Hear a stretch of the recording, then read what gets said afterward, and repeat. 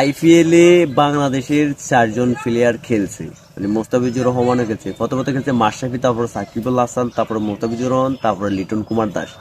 তার মধ্যে দেখেন যে কলকাতা টিমের হয়ে খেলছে সে কিন্তু আইপিএল থেকে বিদেয় হয়ে মানে দেশে ফিরে গেছে, আর কোনোদিন আসলে একটা চান্স পায় নাই আইপিএলে। কারণ মাশরাফি বিন মুর্তজা প্রথমত আপনার একটা ইনিংস খেলছে, একটা ম্যাচ খেলছিল, দেখেন কলকাতার টিমের হয়ে গেছে, সেখানে কলকাতার টিম থেকে বাদ হয়ে কিন্তু আইসা পড়ছে দেশের দিকে, আর কোনোদিন এটা সুযোগ পায় নাই।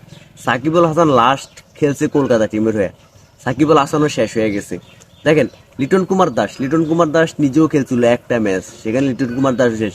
এবার আইপিএল 2026 সালে মোস্তাফিজুর রহমান আচ্ছা আইপিএল খেলতে বিলে, আসলে ভাই আমি মনে করি যে মোস্তাফিজুর কেরিয়ারটা মনে হয় এখানে শেষ হবে। আপনাদের কি মতামত অবশ্যই কমেন্ট বক্সে জানিয়ে দিবেন। আসলে ভাই একটা জিনিস কি দেখেন, মোস্তাফিজুর রহমানকে এত টাকা দিয়ে কিনছে কলকাতা নাইট রাইডার্স আজকে। হ্যাঁ, মুস্তাফিজুর রহমানকে নিয়ে এত প্রশংসা বাঁচতেছে বাংলাদেশের গর্ব, বাংলাদেশ উইডা হিডা, আসলে এত কিছু বাসার কিছু নেই। কিন্তু এই যে কলকাতা টিমের আইসা খেলবে, কিন্তু সেখানে একটা কথা হলো যে কলকাতা টিম মোস্তাফিজুর রহমানকে কিনছে, তার কেরিয়ারটা শেষ করে দিছে, মানে আইপিএল আর খেলা লাগবে না মোস্তাফিজুর। ভাই আমি একটা কথা বললাম, আপনারা লেখা রাখেন। দেখেন হ্যাঁ, 2026 সিজনে দেখেন মোস্তাফিজুর রহমান খেলতে পারে কিনা আইপিএল, এটা বলে দিলাম আপনাদেরকে অগ্রিম, কথাটা মনে রাখেন।